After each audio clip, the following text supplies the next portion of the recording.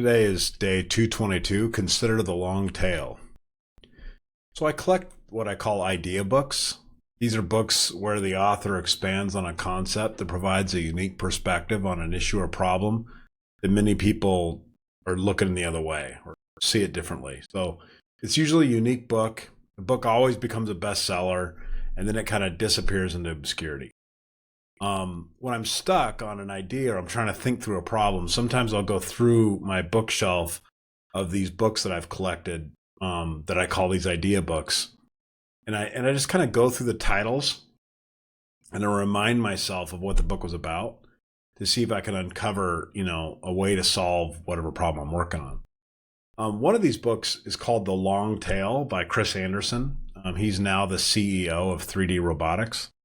I think the book was published in 2004 or 2005 or 6, somewhere in there. This book was interesting to me because it kind of broached the subject of a marketing concept that was very relevant to me at the time.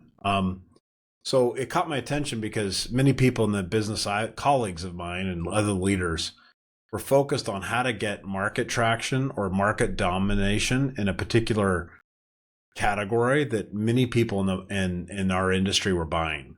So their idea was, let's become the best at what everybody's buying. And as noble as that sounded, I was thinking maybe that's not so wise. Maybe it's not the best to go take on the big companies that are doing better than us, that are larger than us, and in the market and industry that everybody's chasing. Maybe that is not the best thing to do, right? So I was thinking, if we were even 10th in this market or 20th in this market, we would be doing pretty darn good. Or maybe we should go after a couple of the other smaller ideas that nobody else is chasing, and that would be great. But then everybody would talk about, well, this is a $500 billion business and blah, blah, blah. But I started thinking, maybe we shouldn't be bent on the leader position or bent on the number one market opportunity. Maybe that's just too costly. So when I had that thought, that's when this book stood out to me, because it's like, I think he was talking about very much the same concept. So in his book, he was talking about what Chris Anderson was talking about, was this idea that instead of chasing the market, the main market idea, the main go-to-market, chase all the smaller niche markets underneath it, and you can become the dominant player by sucking up all the niche markets. Very simple concept, but very powerful. And he used like Amazon or Apple or Yahoo. He used these as examples. And if you think about it, these companies actually did, back in those times, did chase the niche markets. Yahoo was really strong in regional plays. If you think about it, Amazon certainly didn't chase the same market that Walmart, the dominant player at the time, was chasing. They went after books and then various other niche areas until they became the large dominant shopping platform. But that didn't happen overnight. They slowly started accumulating these niche plays. So, my concern is not with Amazon or the big markets. My concern is in the area that I'm selling in, what I'm trying to get businesses going into. So, the B2C market is gigantic, but my industry is much, much smaller. But even then, I think this is still very relevant and applicable, because the number one position is usually led by a company that has a lot more wealth and resources than I would ever have. And so they are more likely in a position to chase the number one trend.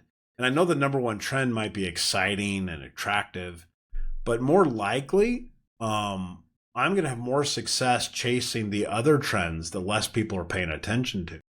And if I focus on those, then most likely I will start to get dominance, because more and more people will start using my service or my product because I'm fitting the needs of much more people through the niche marketplace. So I think this is actually a much more cost-effective way to approach the market rather than going after what everybody else is going after. When I was younger, a sage business person told me that you should always watch the herd. And wherever the herd's going, you should go the opposite direction. In fact, he said, do what the lions do. Lionesses never target the main body of the herd. Rather, they follow the herd and they pick up the stragglers.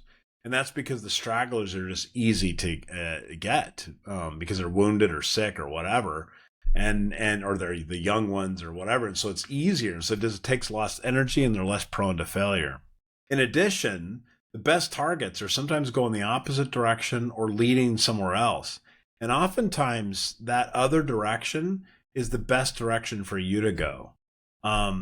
Rarely does the herd that is following the main trend, they don't usually find success. Success is always found in the diverse paths along the way. So in this case, I watch the herd. And in the case of Chris Anderson's book, I look at the long tail stragglers.